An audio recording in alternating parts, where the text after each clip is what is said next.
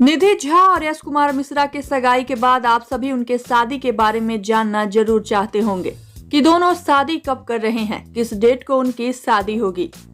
तो ये वीडियो आप सभी के लिए है क्योंकि इस वीडियो में हम आप सभी को यही बताने वाले हैं। लेकिन उससे पहले आप वीडियो को लाइक कर दीजिए, चैनल को सब्सक्राइब कर लीजिए और वीडियो देखने के बाद इसे शेयर जरूर करें।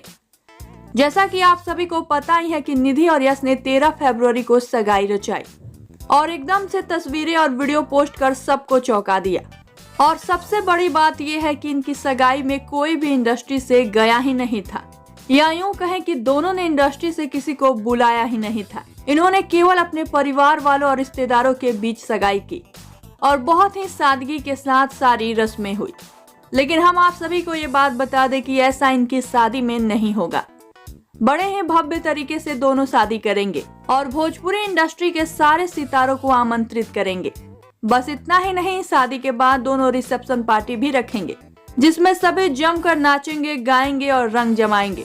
अब रही बात इनकी शादी की तारीख की, तो इन्होंने शादी का डेट अभी डिक्लेयर नहीं किया है, लेकिन ये खबरें जोरों पर हैं कि दोनों मई या जून में शादी कर सकते हैं।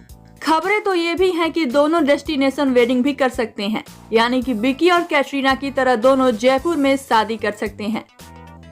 अब इस बात में कितनी सच्चाई है ये तो आने वाले वक्त में पता चल ही जाएगा।